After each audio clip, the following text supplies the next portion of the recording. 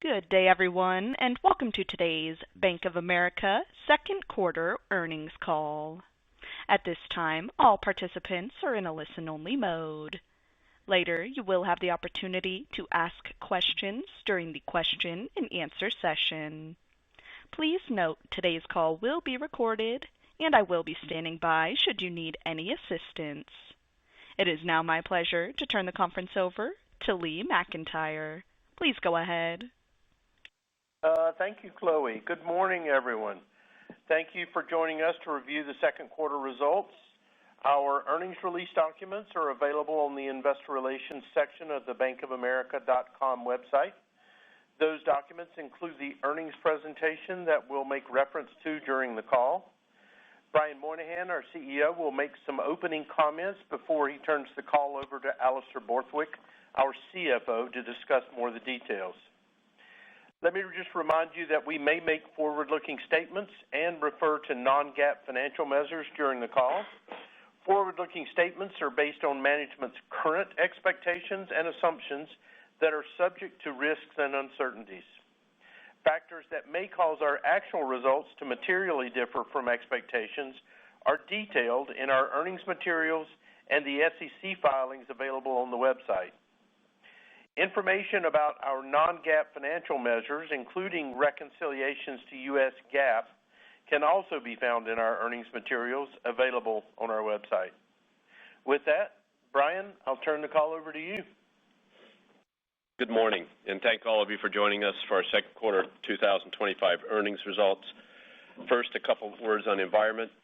We continue to see a solid consumer spending data, you can see on our page 21 of the deck, improving credit quality that Alastair talked about from already strong statistics, plenty of household net worth growth in the market growth, and also the account balances, again, staying strong above where they were pre-pandemic.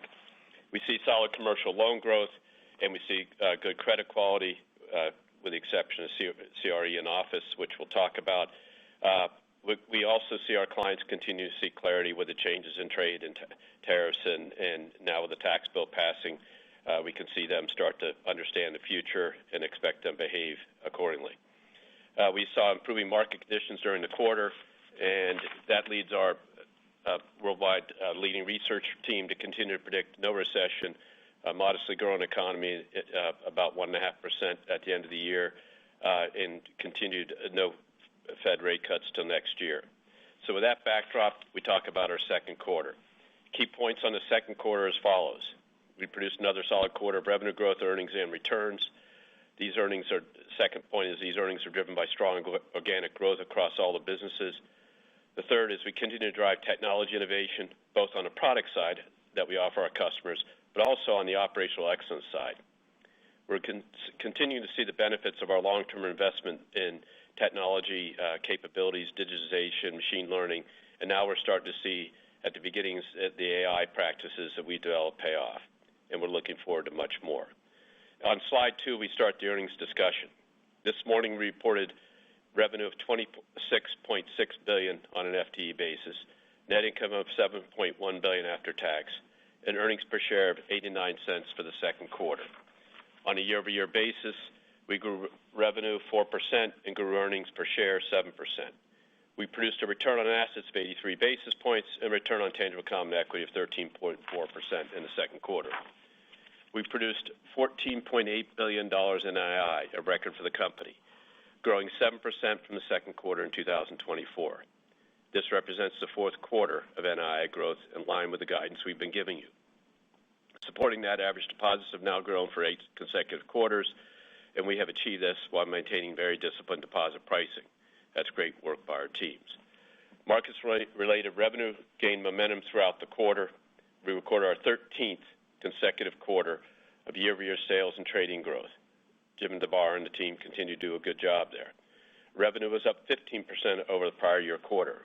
We also produced more than $1.4 billion in firm-wide investment banking fees, and the quarterly results improved as each month of the quarter progressed.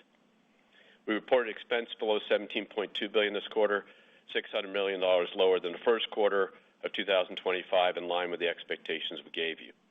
We report our sixth consecutive quarter of net charge-offs at around the $1.5 billion level.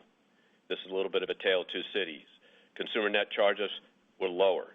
Offsetting that, we had elevated commercial real estate office charge-offs. We resolved a number of credits in this quarter, in the second quarter. When those credits close in the third quarter, you'll see the reduction in NPLs related there too. The good news is that most of those second quarter charge-offs were previously reserved, so it had a modest impact on our profitability for the quarter. We provided capital to support of our customers and clients to help them grow. For example, we delivered strong commercial loan growth, as you can see. We also provided more balance sheet to our institutional clients for their financing needs. At the same time, we also increased the capital return to our shareholders. In the second quarter, we repurchased $5.3 billion in shares and paid $2 billion in dividends. In the first half of 2025, we have returned $13.7 billion in total capital, 40% higher than the first half of 24. Tangible book value per share continued to grow this quarter. Let's move our discussion to organic growth. You can see that on slide 3. We added new clients and deepened relationships with our existing clients. That was across all our businesses, consumer, wealth, commercial, and our markets business. Our teams are winning in the marketplace by putting the client first. For example, in consumer banking, we continue to grow primary checking accounts. We grew average consumer deposits for a third consecutive quarter. Balances are up year over year for the first time since 2022, putting the effects of the pandemic surges behind us. This quarter, we crossed the milestone of 5 million net new checking accounts over the last 6 years. We saw increases in the average consumer checking account balance of our clients for 2 consecutive quarters, and now the average balance per account is over $9,200, and 92% of the primary checking account in the household. On the investment side, our clients carry an average funded balance of more than $130,000, strong when compared to the industry. Our home and auto originations grew on a year-over-year basis this quarter. We continue to be a leading supplier of credit to small businesses, helping the core segment of the economy grow. Loans were once again up year over year and reflecting the commitment to add more bankers in the markets that we serve across the United States. In wealth and investment management, client balances reached $4.4 trillion.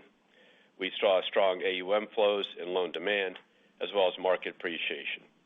Our advisors continue to deliver comprehensive banking solutions to help our clients achieve their goals. In our global banking business, client activity remains solid. Commercial clients are actively using their credit facilities, albeit at still a lower level than they used them as a percentage prior to the pandemic, and our risk management approach remains very disciplined. We added more than 1,000 net new clients, most of them driven by our payments capabilities. Global markets continue to perform well with a record second quarter level of sales and trading revenue. Institutional clients sought funding of their warehouse of loans and other needs at increased pace for high quality collateral. Organic growth means that we're also investing in our own capabilities, our people and our technology to serve our clients more effectively. Those investments have led to continued expansion in digitalization and engagement across all our lines of business. Nearly 80% of our consumer households are now fully digitally engaged, and they benefit from our award-winning platforms.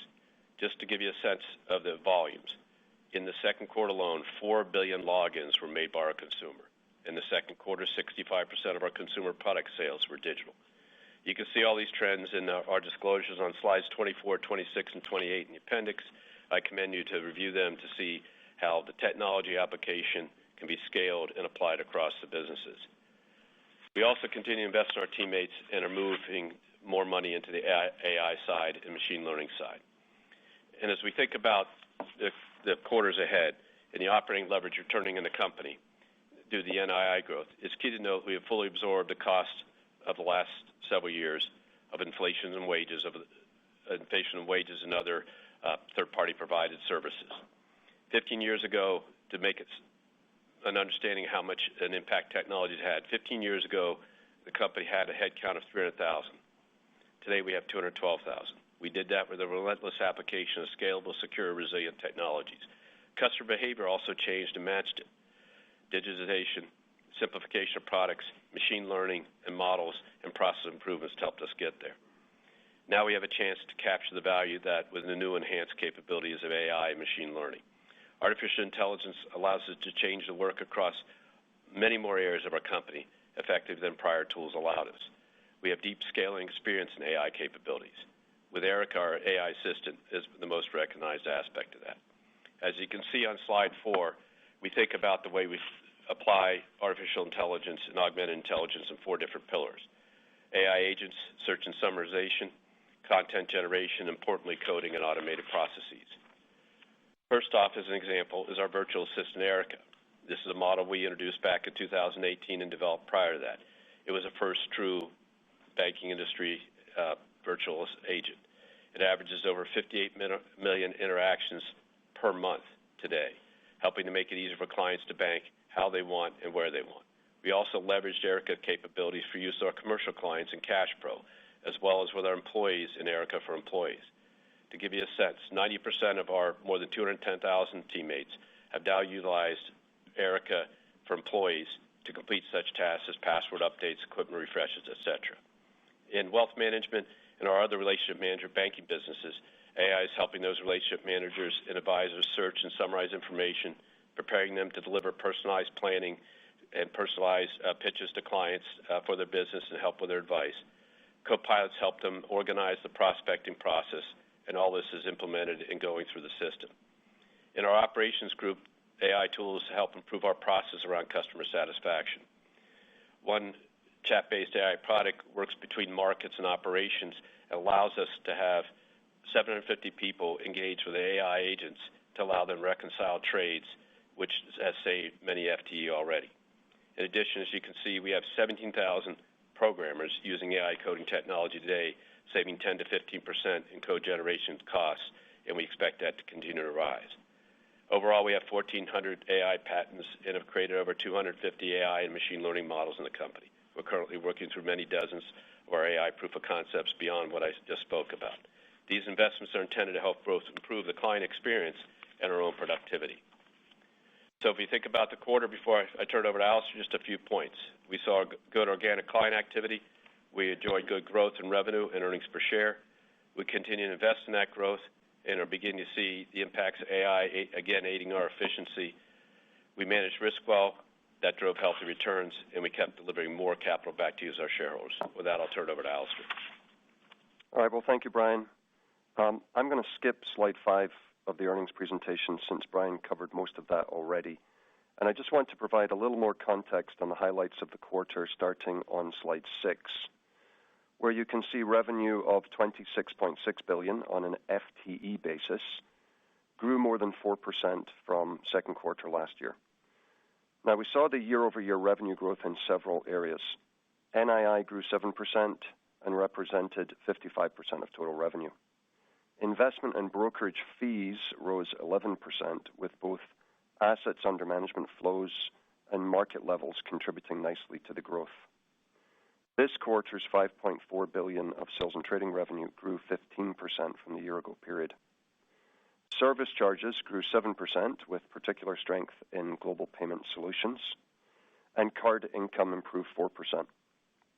And while investment banking was down 9% from the second quarter of 24, momentum built across the quarter with a good pipeline.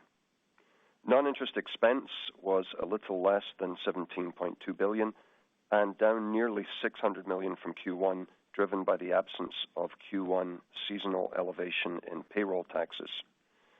Provision expense for the quarter was $1.6 billion, with asset quality remaining in great shape.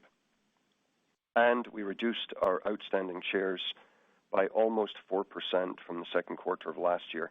So together, these things resulted in earnings per share improving 7% year over year. Let's transfer to a discussion of the balance sheet using slide 7. And here, total assets ended the quarter at $3.44 trillion. That is up $92 billion from Q1, driven by strong loan growth and a higher level of client activity in global markets. Deposits were up $22 billion on an end-of-period basis from Q1 and up a little more than $100 billion from the year-ago period. Deposits reflect the seasonal headwind from income tax payments and saw inflows that more than offset the tax payment activity. Average global liquidity sources of $938 billion remain strong. Shareholders' equity at $300 billion was up $4 billion from last year, as we issued $3 billion of preferred stock this quarter to replace redemptions from last quarter, and we saw modest improvement in AOCI. Otherwise, net income was offset by distributions of capital to shareholders. We returned $7.3 billion of capital back to shareholders, with $2 billion in common dividends paid and $5.3 billion of shares repurchased. With regard to dividends, as we noted in our July 1st press release following the CCAR results, we announced our plan to increase our common quarterly dividend by 8% starting in September, pending board approval. We were pleased to see our stress capital buffer requirement move lower in the results, and it was good to see some of the industry comments about the annual exam coming through the new proposals. Tangible book value per share of $27.71 rose 9% from a year ago. And looking at regulatory capital, our CET1 level remains stable at $201 billion, and the ratio is 11.5%. That's down 26 basis points and remains well above our regulatory minimum today, which will move lower upon finalization of the new stress capital buffer from CCAR, as well as the newly proposed rules.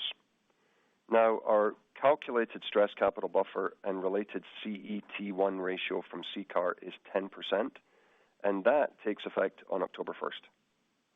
Through the newly proposed rules, which include two-year averaging of CET1 depletion, our CET1 ratio would be 10.2% and would be effective on January 1st, 26. Either way, we have a lot of flexibility. Our supplemental leverage ratio was 5.7% versus a minimum requirement of 5%, and that leaves plenty of capacity for balance sheet growth. And we have $473 billion of total loss-absorbing capital, which means our TLAC ratio remains comfortably above our requirements. On slide 8, we show a 9-quarter trend of average deposits to illustrate the growth across those periods. Deposits are now 9% higher than their bottom in May of 2023, and that momentum continued as we averaged $2 trillion for the first week of July. Typically, we see downward pressure on deposits as we move from Q1 to Q2 as clients pay their income taxes. And this year, we had enough growth to more than offset those tax payments. Average consumer deposits rose $4 billion from Q1, concentrated in non-interest bearing. We also saw significant growth in global banking deposits, $28 billion or 5% from Q1, and this included some shorter-term deposits from deal-related activity, and that allowed us to outpace the tax payment-related declines in our wealth business, as well as corporate CD placements that matured with our institutional clients. In addition, we remained disciplined on pricing to achieve that growth. Overall rate paid on total deposits declined 3 basis points, led by a 3 basis point decline in consumer. And the rate paid on $952 billion of consumer deposits was 58 basis points in the second quarter. Let's turn to loans by looking at the average balances on slide 9. Loans in the second quarter of $1.13 trillion improved 7% year over year, driven by 10% commercial loan growth. Every business segment recorded higher average loans on both a year-over-year basis and a linked quarter basis. Drilling down on commercial loans, we saw linked quarter growth in every segment of the commercial lending spectrum. Small business and business banking both grew, and we recently combined the coverage model here to provide more calling capacity for our bankers. In middle market lending, we saw a nice increase in revolver utilization during the quarter as clients navigated the current environment. And in GCIB, we had a little more demand from our larger corporate clients. In global markets, we've been able to take advantage of strong financing demand in the marketplace from institutional borrowers, where we lend against diversified collateral pools. Now, the largest growth areas year over year have been in asset-based securitization and in credit. And in ABS, we're providing financing solutions for corporate and asset manager clients collateralized by loan, lease, or other receivables portfolios. In credit, we provide term and warehouse financing collateralized by diversified pools of corporate loans for private credit and asset manager clients. We feel very good about the lending, and we feel good about the growth opportunity in these areas, and our expertise has enabled us to participate in a number of attractive deals. Let's turn our focus to NII performance in slide 10. On a GAAP non-FTE basis, NII in Q2 was $14.7 billion, and on a fully taxable equivalent basis, NII was $14.8 billion. And as I said earlier, that's up 7% from the second quarter. NII grew $227 million on a fully taxable equivalent basis over Q1, driven by higher loan and deposit balances, one additional day of interest, and fixed rate asset repricing. Lower loan yields from lower foreign interest rates partially offset those positive contributors.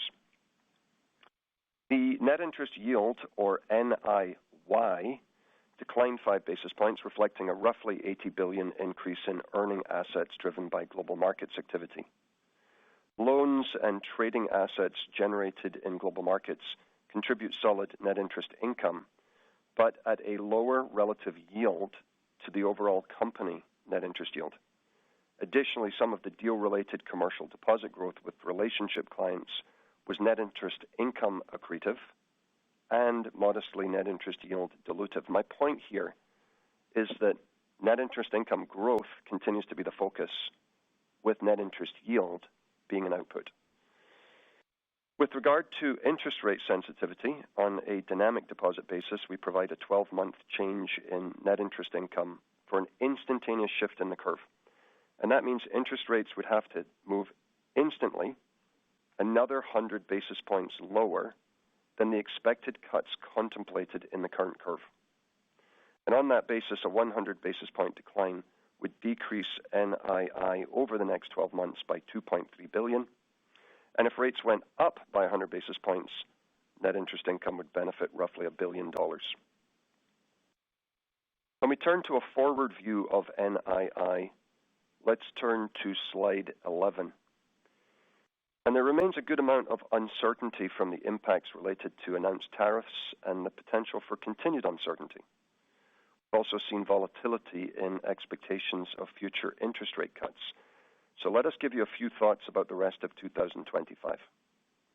In January and again in April, we provided our expectations that we could exit the fourth quarter of 2025 with net interest income on a fully taxable equivalent basis in a range of $15.5 to $15.7 billion.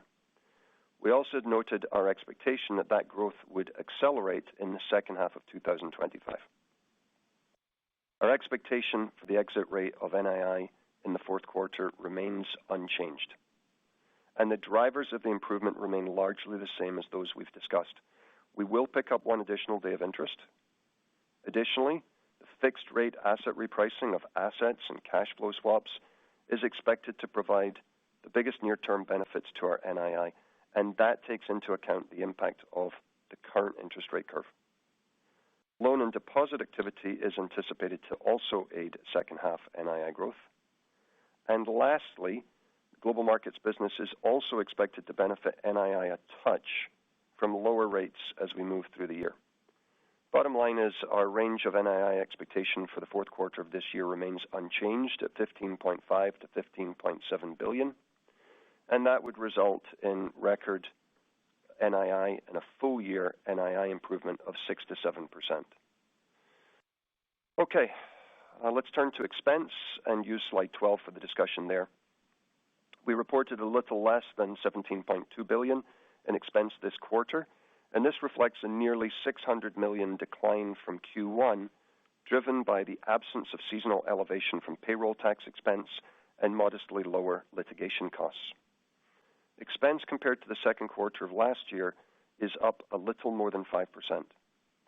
That increase reflects an aggregated 9% improvement in wealth management fees, higher sales and trading revenue, and investment banking fees. It also reflects the impact of ongoing inflationary costs and continued investments in people and technology.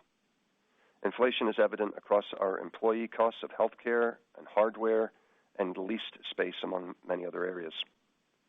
On the people side, we continue to be an employer of choice with a strong 92% retention rate among our employees. And this quarter, we welcome more than 1,700 interns, and our headcount, excluding those summer additions, has fallen 1,500 from the beginning of the year, proving that we continue to manage our headcount effectively and the associated expense. Next quarter, we'll bring on more than 2,000 campus graduates to begin their careers. And as we move through the back half of the year, we believe expenses will flatten out here and potentially move a touch lower if we see seasonally lower markets-related costs.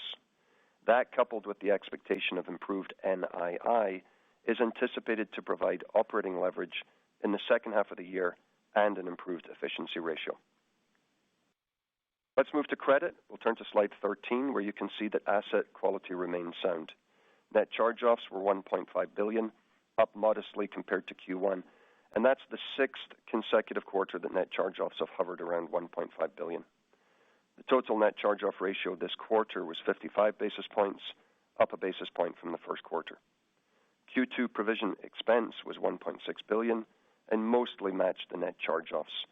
Modest reserve builds in some areas, primarily for loan growth, were mostly offset by releases associated with lower office exposures and mainly from sales.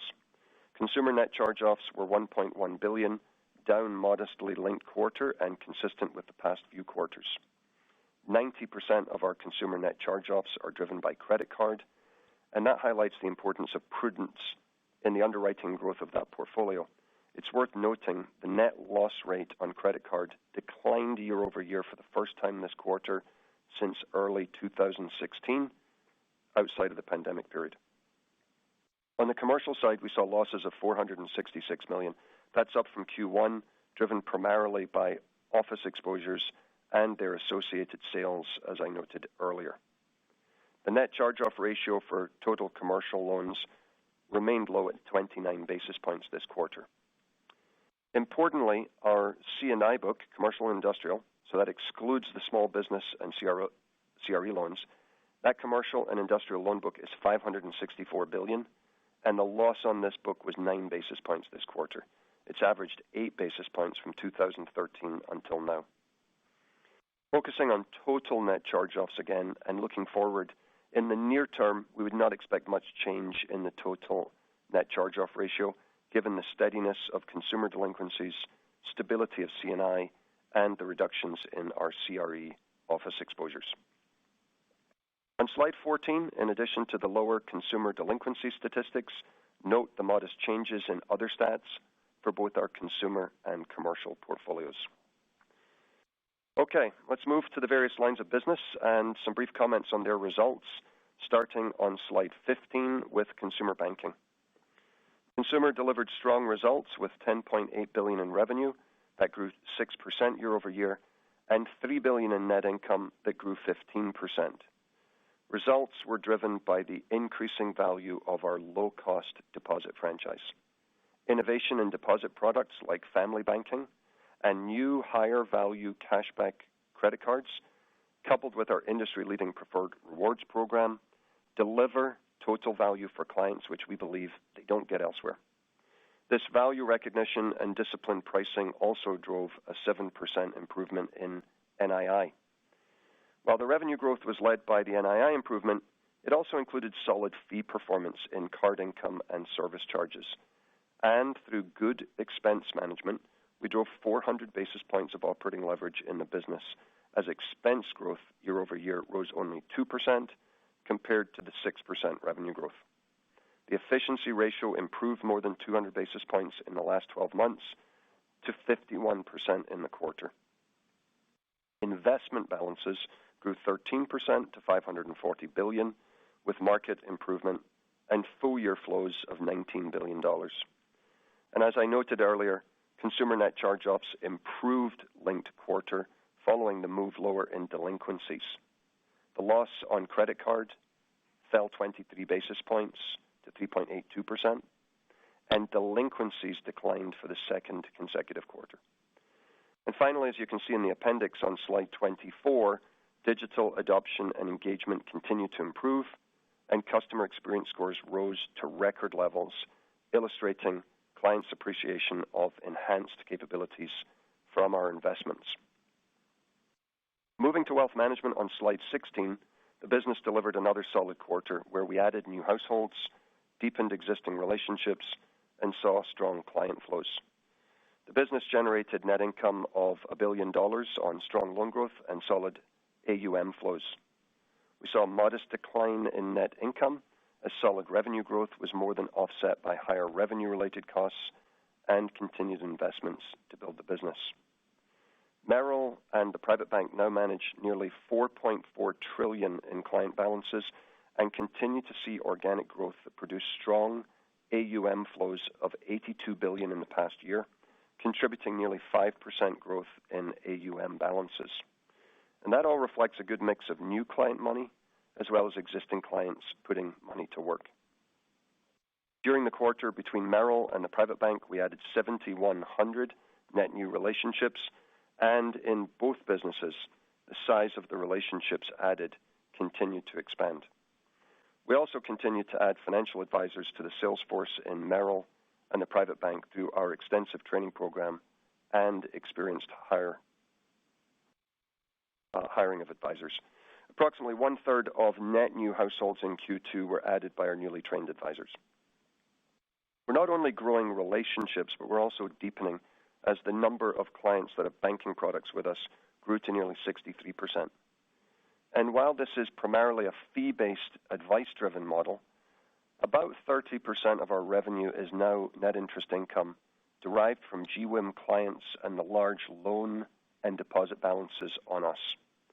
In Q2, we reported revenue of $5.9 billion, growing nearly 7% over the prior year, led by that 9% growth in asset management fees. Expense growth of 9% supported both the cost of the increase in revenue-related incentives as well as investment in technology and cost of hiring to add experienced advisors to the platform in Merrill and the private bank. Average loans were up 7% year over year, driven by strong growth in custom lending, securities-based lending, and a pickup in mortgage lending. We saw solid deposit inflows, and overall deposits declined as a result of the seasonal headwind of income tax payments and some continued movements to other parts of our investment platform in search of higher yield. Our pricing discipline resulted in a 3 basis point decline in rate paid. We also draw your attention on slide 26 to the continued digital momentum in this business. New accounts continue to be opened predominantly digitally. Slide 17 shows the global banking results where the prior year rate impacts lowered NII. And this segment has the toughest challenge to make that ground back through growth and pricing. In Q2, global banking generated net income of $1.7 billion. Business activity was solid in Q2. We already discussed the strong deposit growth, solid loan growth, and investment banking fees that gained momentum through the quarter. While business activity was solid, overall net income fell. NII declined year over year from lower rates on the variable loans and higher funding costs for loan growth. Non-interest income included both lower investment banking fees and lower solar and wind investment activity. Non-interest expense to support the business activity grew as we increased investment for the future with more relationship managers across the commercial spectrum, and we invested in technology and marketing. Firm-wide investment banking fees were $1.4 billion in Q2, down 9% from a year ago, led by a decline in M&A and leverage finance fees. We still maintained our number 3 investment banking fee position year to date. Switching to global markets on slide 18, I'll focus my comments on results excluding DVA as I normally do. And as Brian said, we continued our streak of strong revenue and earnings performance, achieved operating leverage, and once again delivered a good return on capital. In Q2, we generated net income of $1.6 billion, which grew 11% year over year. Revenue, and again this is ex-DVA, improved 10% from the second quarter of last year on good sales and trading results, while investment banking was lower. Focusing on sales and trading, ex-DVA, revenue improved 15% year over year to $5.4 billion. Sales and trading built off the momentum of the first quarter. FICC led the way this quarter, growing 19% year over year, with rates and foreign exchange trading benefiting from the macro volatility. Our equities group had a strong quarter with 10% revenue growth from both trading and financing. And both FICC and equities are benefiting from investments in the international franchise as we saw increased activity across Europe, Asia, and Latin America. Year over year, expense was up 9% on revenue improvement and continued investments in the business. And on slide 19, all other shows a loss of $77 million in Q2 with very little to talk about here. The tax rate ended at 7.4%. It was a little lower than last quarter, driven by $180 million of discrete items. And excluding those $180 million of discrete items and the tax credits related to investments in renewable energy and affordable housing, the effective tax rate would have been much closer to a normal corporate tax rate at approximately 24%. So with that, I'll stop there. Thank you, everyone. And with that, we'll open up for Q&A, please, Chloe. Certainly. At this time, if you would like to ask a question, please press the star and 1 on your telephone keypad. You may withdraw yourself from the queue at any time by pressing star 2. Again, that is star and 1. We'll take our first question from John McDonald with Truist Securities. Your line is open. Hi, good morning. Morning, Morning, guys. I wanted to ask about retail deposit progress. There's been a lot of talk about different ways to measure retail deposit share, and I know you may take issue with some of the methodologies out there. But Brian, taking a step back, how do you look at and measure the team's progress in growing retail deposit share, and what's your report card on how you've done and what your ambitions are on that front? Well, in the end of the day, if you look at the consumer business with $950 billion in deposits, operated very efficiently. The cost of deposits, meaning all the cost over the deposits, running under 146 basis points. The total rate paid 58 basis points. 58% of the balances are in checking accounts. You know, it's a tremendous business, and we'll only get more and more profitable as the NI kicks in because they're the biggest beneficiary of that. So if you think about it in terms of deposit growth, we look pre-pandemic to now, our team's gone from 700 billion odd numbers to 950 billion. We've grown our deposits as a company faster than the industry grew from the pre-pandemic to now at 39% versus the industry like 37%, and large banks at 32%. And obviously we contribute to the large bank growth rate. So we feel very good about it. The key is they've grown checking accounts for 5 years now. They've grown retail deposits, which were influenced a lot because of our mass market customer base being such a big amount by the pandemic stimulus. That has all gone through the system, and you're seeing the consumer deposits growth, 3 quarters in a row now. And the key is that the average checking account balance is at $9,200. It went into the pandemic about 6,000 to 7,000. So you're seeing that grow. So we feel good about that. Overall, our average deposit size per branch is $500 million versus the next best at $400, and the one behind that at $300. So I don't know all these methodologies. You guys can look at them. It's a lot of palaver and a lot of debate. But at the end of the day is we're growing deposits fast in the industry, and 92% of core checking, the checking accounts, consumer satisfaction is the highest it's ever been, so we feel very good about it.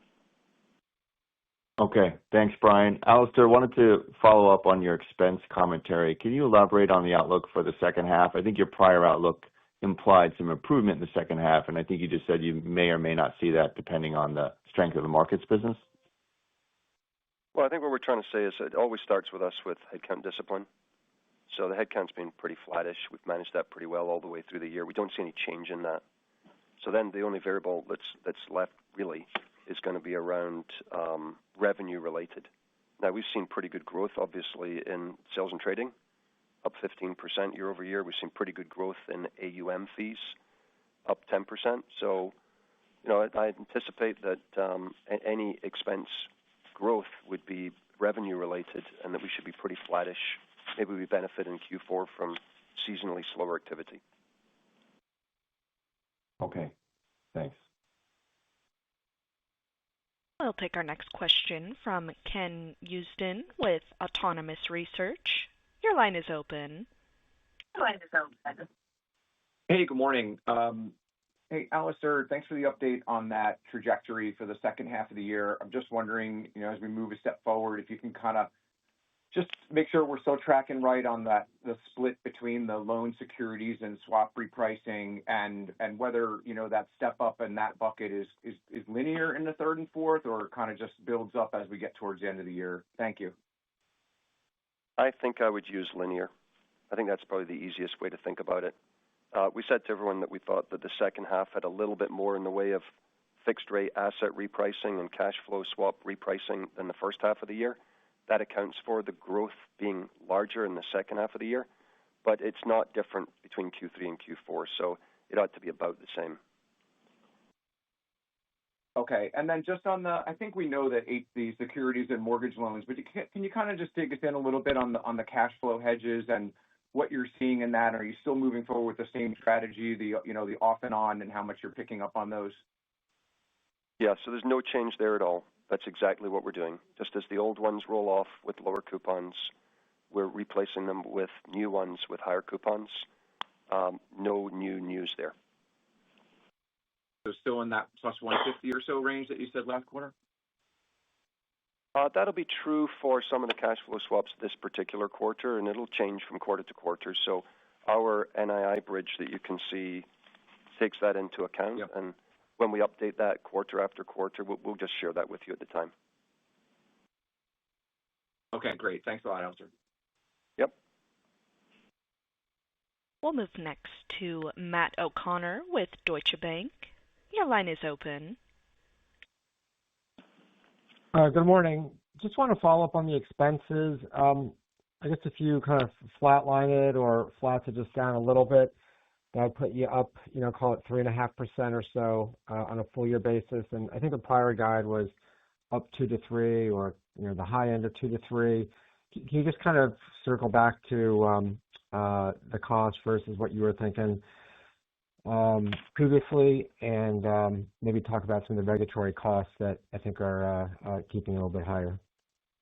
Hey, Matt, so I think if you look year over year, just to give you a simple thing about the expense growth from second quarter last year, second quarter this year, 400 of it was basically incentives in the wealth management business, plus what we call BC&E, that costed the markets-based transaction activity, largely markets-based. So that's kind of revenue-related growth, which we all cheer for growth there because that means the bottom line's growing. If you flip that around, then the rest of the stuff, grew at a really relatively modest growth rate. So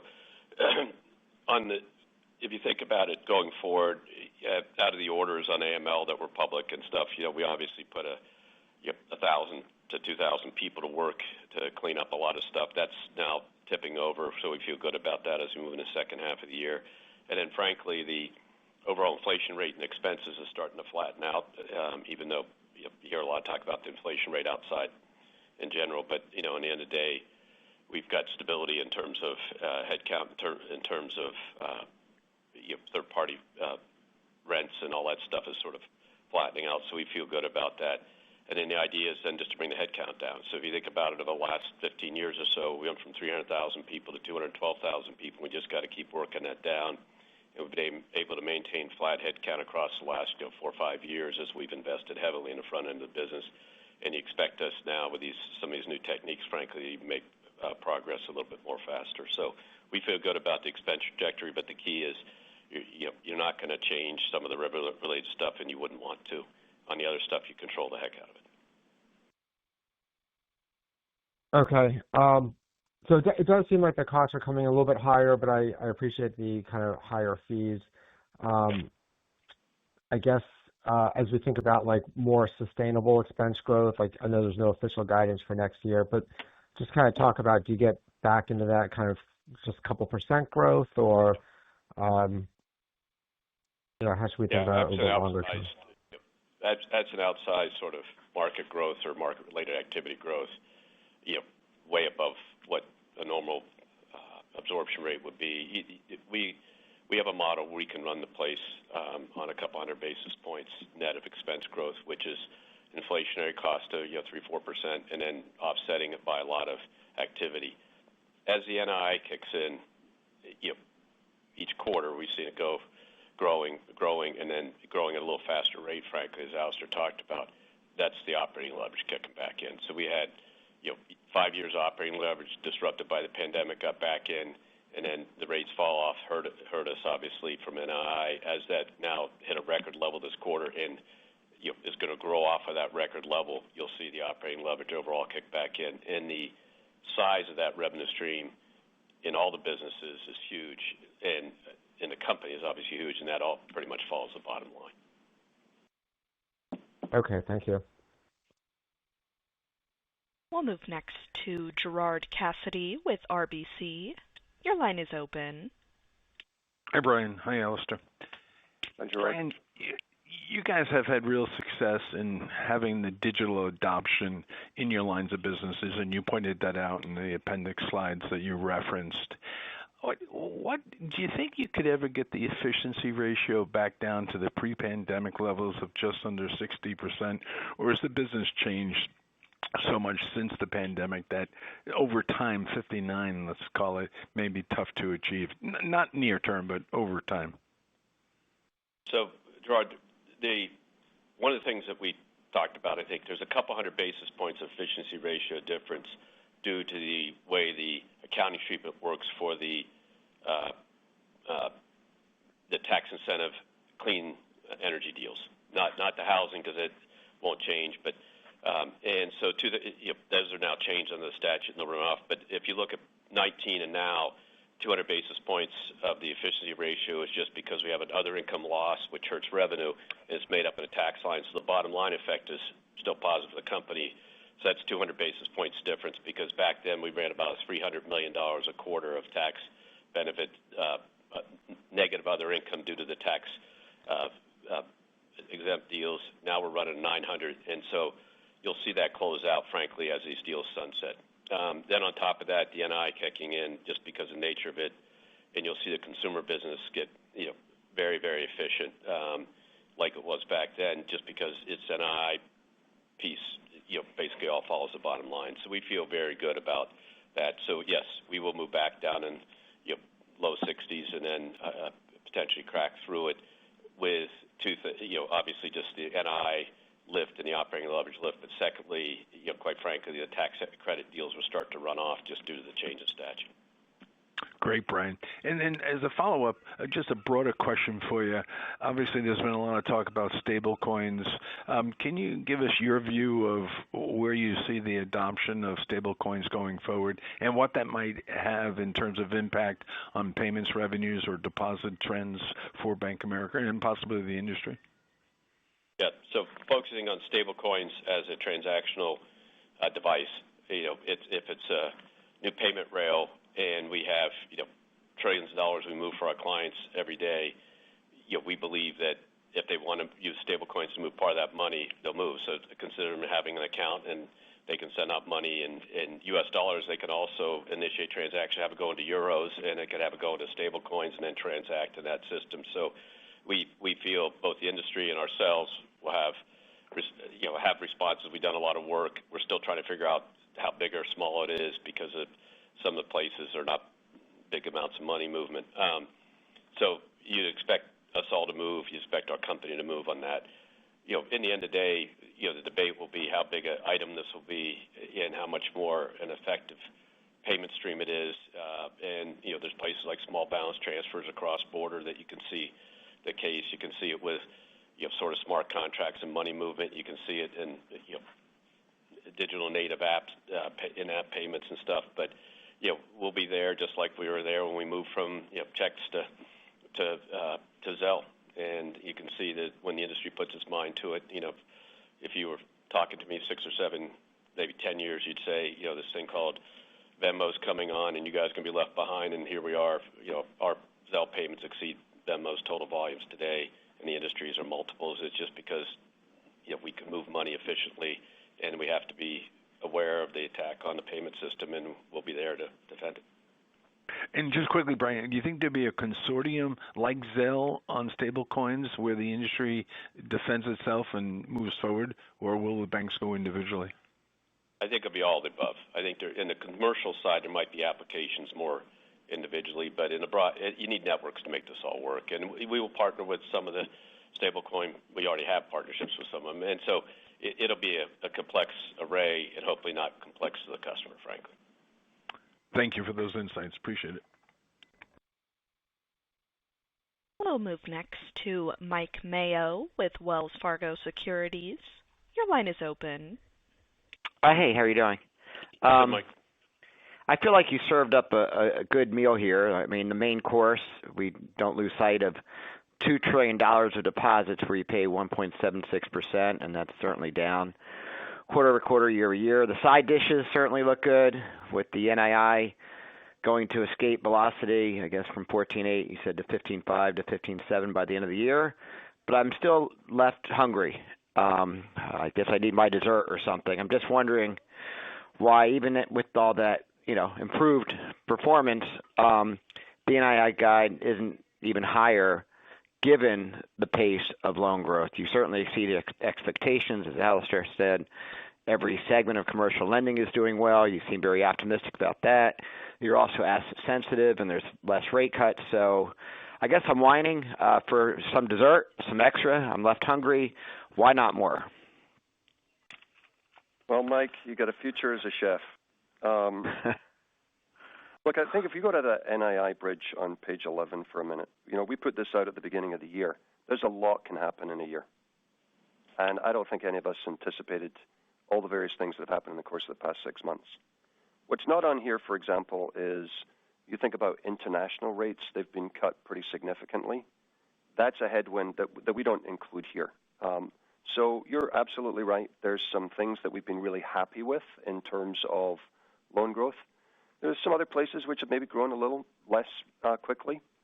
So, I'd still love to see the consumer non-interest bearing growing just a little faster. We got some good growth, but we'd love to see a little bit more there.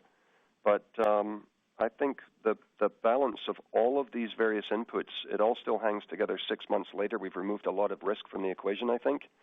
And now we just have to see what happens with rates in the second half of this year.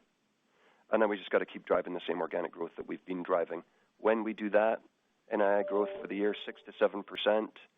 Hopefully a record leaves you satisfied at the end of the year, but we'll be working on next year's course in the second half. All right. So when I go for my next meal next year or the year after, any kind of foreshadowing of what you're preliminarily thinking about for next year? Well, the only thing I'll say, we'll talk more about next year when we get into the Q4 discussion, 3 months from now. But I think what we're talking about, which is the organic growth Brian's just talked about, driving the deposits and the loans, that should continue. The fixed rate asset repricing, we're going to continue to benefit from again next year. So we're trying to make sure that we're replicating and sustaining results over a long period of time. All right. Thank you. We'll move next to Steven Alexopoulos from TD Cowen. Your line is open. Hey, good morning, everyone. Morning. I want to start the conversation first. I love this AI slide 4. I might frame it, actually. But to start the conversation there, as we've spoken to the banks, there seems to be a fairly wide range of how banks are thinking about AI. Some are using it really to boost productivity. Others are more fully embracing it to leverage digital workers. You seem to be in the second camp. I don't know if you guys saw it, the JPM Investor Day, where Marianne Lake put that slide up looking at headcount coming down about 10% or so in the consumer bank over the next 5 years. Wherever that number ends up being, how should we think about your company as you leverage these tools? Should we think about you as leading, fast follower to whatever JP Morgan does? I'd love to hear you unpack this for us. Well, let me just walk up to coverage, Stephen. But let's just step back and think about the application technology. 15 years ago, we had 100,000 people in our consumer business. Today, we have 53,000. The deposits, I think at the time, were, say, $400 billion. Now they're 900 plus. The numbers of checking accounts are up 50%. Transaction volume through the roof, et cetera, et cetera. And so all that is enabled by application technology on scale with control and resiliency. And so when you're now doing 2 billion digital interactions, you have to be up all the time, and we have invested probably $2 billion in what we call never down, hot backups so that those systems can run all the time. So you don't have to.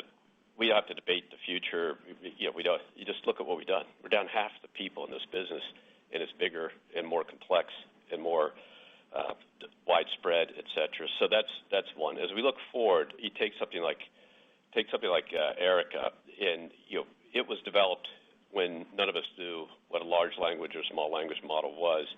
It is built, it's operating, and what I described earlier is it now does 20 million consumers use it every quarter actively. They use it 60 million times a month. This is not, again, and every one of those would have been a phone call and stuff. So as we bring it out to wider use case, wider things it can do and train it on, as we bring it across various parts of the company, commercial business with Cash Pro, Erica for employees, et cetera, you're seeing these models that are, the data's carefully crafted so it works. They get the right decision. You can train them, and we're using it in more places. So we just see that going and going and going. Now, meanwhile, in that consumer number, we have twice as many relationship bankers as we did at the start. So we reinvested part of that savings to drive net checking growth on a consistent basis for 5 years. And if you start to think about 5 million net checking accounts with $9,000 average balances and start to do some math, you start to think that we've grown a good-sized bank incrementally over the last 4 or 5 years. So, it enables you to do that while the cost structure went down $1 billion a quarter in consumer over the time frame. So that's what happens. Then you take something like this Optimus model, which is a model that we built with others, third-party models that we've fine-tuned, and the ability for fixed income traders, which is relatively bespoke still. We have one common equity. We have 300 QSIPs for fixed income, to give an example, just as our company, to allow them to reconcile trades all through using bots and agents between operations itself instead of emails and share drives and everything going on. It's pretty powerful, and we're just starting at 750 people. This is 90 days old for implementation, and we'll see the benefits of that. 5 people so far, 10 people. You'll start to see more people, and we'll just stop replacing headcount attrition in these areas or reapply that headcount somewhere else. So we think there's a lot to go here. And now I think we've got to be careful. It's got to be done right. The decisions we make are meaningful to people's lives, so it can't be made in a way that's not correct, meaning it comes up with the wrong decision.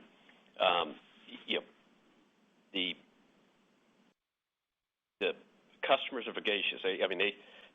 Their confidence will come and go if you don't handle them right. So we have to be very careful, and that's why it's not a fast follower or a leader. It's can you apply it at scale? That's the question. And if you can apply it at scale, then you can get the benefits. If you can't apply it at scale, meaning it isn't always up and operating, then you have problems, and that's what we're driving at. So you'll figure out in 5 years whether we were the leader or not the leader. We got the patents we showed you. We got the model. And the question is, are you actually getting the benefits and the scale? And we have, and we will, and we expect to continue, and yet we're still in the early stages. Okay. That's great color. For my follow-up, just going back to your response, Brian, to Gerard's question on digital assets, as I study B of A, I think you were the first bank out there with a mobile app. You're the first one out there with Erica, right, the digital agent. But it seems like the way you're thinking about stable coins it's a little wait and see, right? JPM has a tokenized deposit. Citi has a tokenized deposit. I haven't seen any announcement from you guys. You don't have a large cross-border business right now relative to others, so you could be the disruptor in this new ecosystem, same way you were with mobile, same way you were with digital agent. Are you just skeptical on what this could mean long term? Like, why not lean in with this breakthrough technology the same way you have with these others? Well, you're forgetting that if you're going to go to customer-facing activity in this area, we had to make sure we had legal clarity, and so that's still going on as we speak, and to be able to apply it. Look, the business cases for it as incremental value are still to be proven, frankly, and so on Bitcoin or on blockchain, we have lots of patents. We've used it in the trade area and stuff where a lot of information's got to move with money and things like that. But we still, in the end of the day, remember, we'll move $3 or $4 trillion today, and all of it will be digital, or 99% of it. So, other than the cash out of the ATM and the checks written by consumers, which are going down, 8-10%, year over year, and are half the checks written that they were, 4 or 5 years ago. Everything else in our company moves digital. And so what's the improved process? And then there's real time, and that's also connected. So we're trying to figure that out. It's not cautious or not. It's just what is the client demand, and when we start to see it, we have built the capabilities, we are understanding what we do, and then we can roll it out. But the question is we aren't seeing, clients aren't knocking on our door and saying, please give me this right now. Got it. Okay. Thanks for the color. We'll take our next question from Erika Najarian with UBS. Your line is open. Yes, hi, good morning. Wanted to just refocus the conversation and just ask Brian, with the deregulatory momentum that seems to be taking place, how do you feel about when is the appropriate time to address that 130 basis point buffer? So, granted, the stress test has been quite volatile in the SCB result, but clearly there's reform to address that. I'm wondering if 130 basis points would still be an appropriate buffer, and what you need to see to rethink that buffer. So we believe an appropriate buffer is 50 basis points plus or minus. 50 basis points, and that's what we were running down to, pushing down before. We always want that to be utilized, for lack of a better word, by the core businesses, because that's what we're here for. So we pay our dividends. We're basically using all the incremental capital to repurchase shares, and then letting the businesses use up the excess capital to grow. And at the high point, I think we were 12%. Now we're down to 11.5%. So they're using it up. What we just did is increase the amount of which we have. So we expect them to use that and expect us to move down to 50 basis points. Now, remember, we got this debate between averaging and not averaging. We'll see it happen. The SLR is really not relevant for us because frankly, other ratios would catch us before the SLR. The GSIB calibration is critically important because people are forgetting that. That has to happen because we're effectively using 2010, 11, or 12 data on the size of the economy in our company and other companies' relative size to judge how systemically important are. It was meant to be indexed. It hasn't been. The proposal was indexed a year ago or so. From then on, that wasn't really right because it skips all the run-up in size after the pandemic. So we have to see more of this come together. Expect us to work that capital down one way or the other way, but we're always trying to grow the company, and that's what that extra capital there is to grow the company. Loans, deposit, loans, more interactions, more transactions. The balance sheet in markets is growing, and they've done a good job returning on it. So that's what we keep doing. So back up 50 basis points is the target buffers. We just got a change in the last few weeks. The change is still being debated about the implementation timing.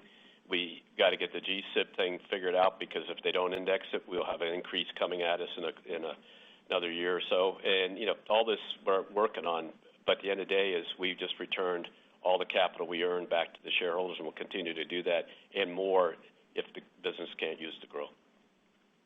Got it. And just my follow-up question here, Brian, is, are there businesses that you're prioritizing in terms of redeploying that capital to that perhaps, where the profitability looks better under this regime? And the $5.3 billion of stock that you bought back this quarter, would that be indicative of your appetite for the rest of the year? I think the answer on the size of buyback is absolutely, because we just did it, so obviously it's indicative of our appetite. Every business has an opportunity for growth. Some will have more RWA intensity, some will have less. If you notice, the RWAs in the industry have grown, and ours have grown pretty rapidly. We all need to fine-tune that. That's part due to the models and stuff that are being pushed around behind the scenes that hopefully we get more rational discussion about. But every business has the opportunity to grow. And so the most discreet decision we made was to put, with Jim DeMar and team, is to give them more capital and capacity to grow, and they've used that wisely.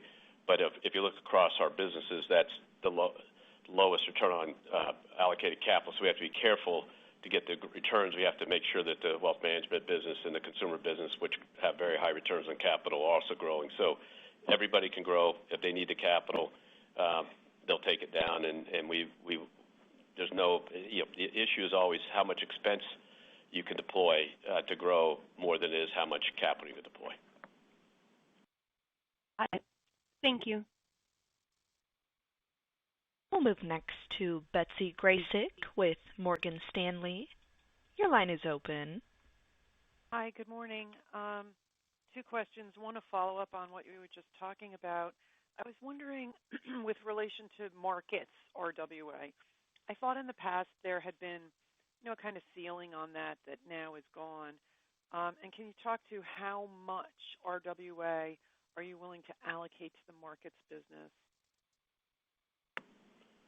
As long as they can get the returns, and that's the key, because we got the dynamics of their return on allocated capital. We got the dynamics of their impact on net interest income. So, Jim and the team have got to get the returns, and return on assets has to be moved towards 100 basis points and beyond. So there's no theoretical ceiling. It's just the dynamics of how far they can go before they do it. We went from a $600 or $700 billion balance sheet to basically $1 trillion, and that'll ebb and flow based on clients' activity. The GSIB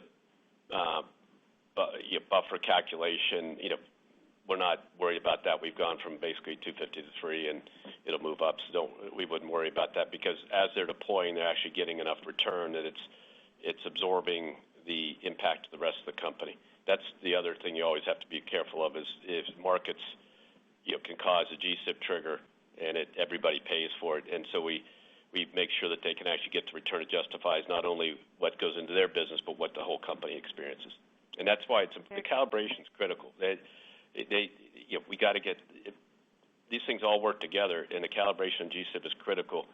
And the reality is that you've had a basic 20% growth in the capital requirements. There's no major change in risk for most of us across the last 3 or 4 years, just by methodologies of GSIB creep and RWA, calculations behind the scenes where they're pushing us on the models and stuff like that. But Betsy, we're not aware of any RWA ceiling, and the global markets business, as you've seen, it's just growing as the company grows, and we've just continued to invest there. Okay, great. And then follow-up question is just on the question on how you are approaching your wind and solar investments with the tax plan that is, going through. Yeah. Well, how are you thinking about that business, and how should we be anticipating how that will roll through your P&L? Yeah. So I read your report. I think it was pretty good in terms of laying out what the issues are. What we're anticipating is there's going to be a period here where our clients are still going to want to install wind and solar. So we're obviously going to support that. Now, they have to get them into production, and they have to get construction started by a couple of different dates. But you can think about it as between now and 2027, that's when you're going to see all of these things begin to slow and then stop. We happen to have, number one, an installed base of production tax credits, so that will stay with us.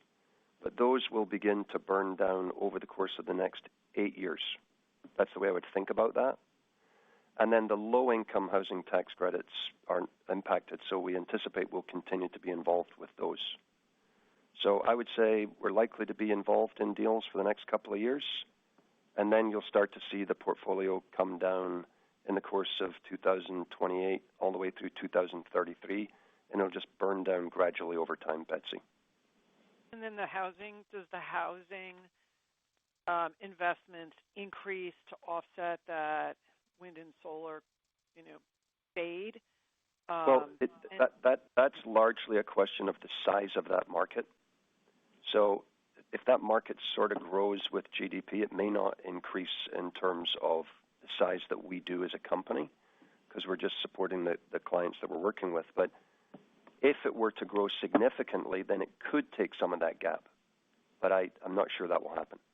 Yeah, I think the housing has been a relatively constant number, where the clean energy, the wind and solar in particular, is going to be intertemporal now because of the stuff that goes on and the effects downstream, et cetera, like that. The housing's pretty consistent. It's just a question of how, as Alistair said, how big the demand can be and how, if it's a competitive market, other people go for it too. So I would expect that to come close to absorbing that. Okay. Excellent. Thank you. We'll move next to Chris McGratty with KBW. Your line is open. Oh, great. Good morning. Good morning, Chris.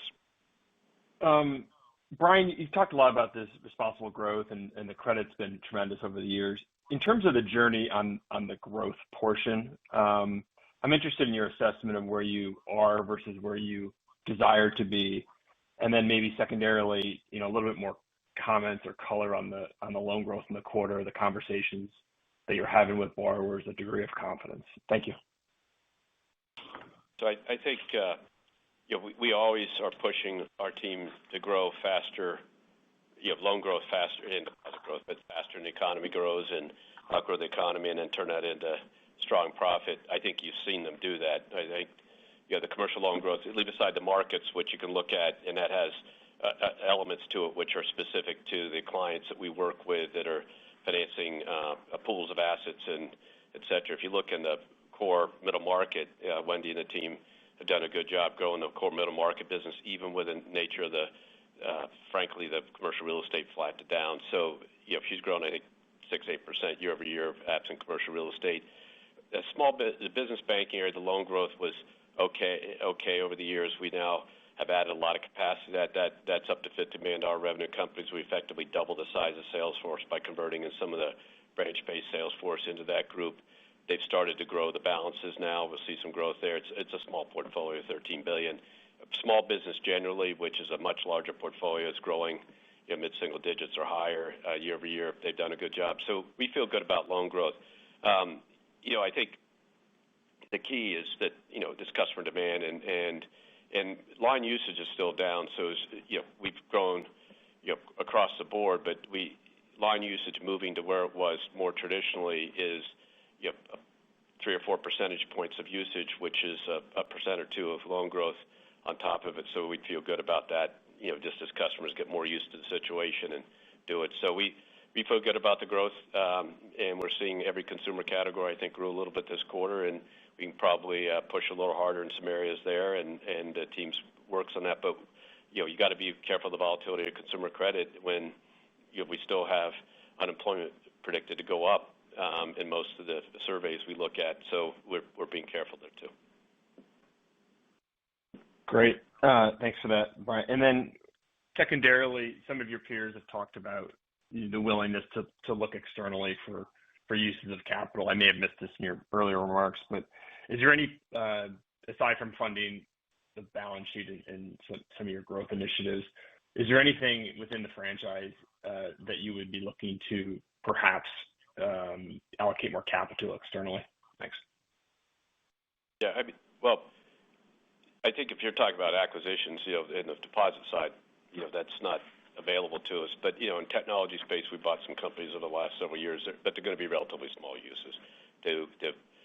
We bought one in the medical payments area, then we can bring it to our scale and work it through. And so, there's possibilities in that area. But, really, it's organic growth is the reality, because at the end of the day, our huge deposit share for 30 years plus, we've not been allowed to buy another depository institution. So that game's done. How we got to do it's organic expansion, and that's what we did in all the markets, and we're continuing that push. The expansion markets, we call them, and we're seeing success there, and we'll continue that push. But that's more of a deployment of resources. So we take them out of places and push them. So we're down overall branches year over year. You can see that, but branches in these new markets have grown. So it's more of an expense redeployment question and a human being redeployment question as we get the efficiencies than it is a capital deployment question, frankly. Right. Yeah, I was definitely referring to non-bank. So appreciate the color. Thanks, Brian. We'll move next to Jim Mitchell with Seaport Global. Your line is open. Hey, good morning, everyone. Alistair, I know you don't want to give a hard target for NII for next year. I appreciate that. But with the high jumping off point, and then you have a little more puts and takes than most, I guess. You have potential headwinds from the BSB accretion rolling off. You got rate cuts embedded in the forward curve, but loan growth and deposit growth are picking up. Cash flow hedges are rolling off. Asset repricing. How does it all, in your mind, how does it all fit together next year? Can you grow off that 4Q jumping off point in your mind, or yes, just any thoughts would be great? And the answer is yes. No, well, look, the answer to that is yes, because the company's built, as Brian said, for organic growth. So as we continue to add clients, as we do more with the existing client base, that's when you see the loan growth and the deposit growth coming through. So there's always headwinds in any given year, but our mentality will be, when we come off of Q4, how do we grow NII sequentially each quarter from there? And we're going to benefit again from that fixed rate asset repricing again next year. So that acts as a tailwind. The first quarter is just a little bit different because of day count. But in general, I think you should think about NII as, at least our expectation is, we're just going to keep growing it quarter after quarter. Okay, that's great. And it just maybe you had highlighted that balance sheet mix has changed a little bit, and your focus more on NII growth than NIM. I know you had historically or previously talked about a 220 to 230 longer term target. Is that a different now, or how do you think about that longer term target? No, it's not different. I just think, any given quarter can be interesting. And this quarter was interesting because, number one, we had really high volumes in active markets. So in a period like that, global markets clients are asking us for balance sheet. We're going to provide that, assuming it's well priced, and we felt like it was.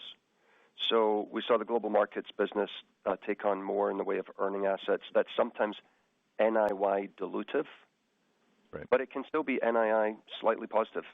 So you got a little bit of that going on. And then in commercial this quarter, we just took on some, I mentioned this in the speech, but we took on a couple of very large commercial deposits at the end of the quarter. And those are, NII dilutive, but slightly NII positive. So I think in the grand scheme, this was just an interesting quarter where the NIY came in slightly differently, but the long term remains exactly the same. We're going to drive it back to that 220 to 230 with every available opportunity. Okay, great. Thanks for taking my questions. It does appear that there are no further questions at this time. I would now like to turn it back to Brian for any additional or closing remarks. So thank you again for spending time with us this morning. Leave you where we started. We saw good organic client activity across the board. We're now seeing the second half benefits of the kick in, and we'll expect to get the kick in and NII pushing operating leverage back in the business. That'll continue to be solid revenue growth and earnings per share as we look forward. And as we talked about and showed you some examples, we're now seeing the augmented intelligence, artificial intelligence capacity starting to build in the company, which will add to our efficiency efforts going forward. Thank you for your time, and we look forward to talking next time.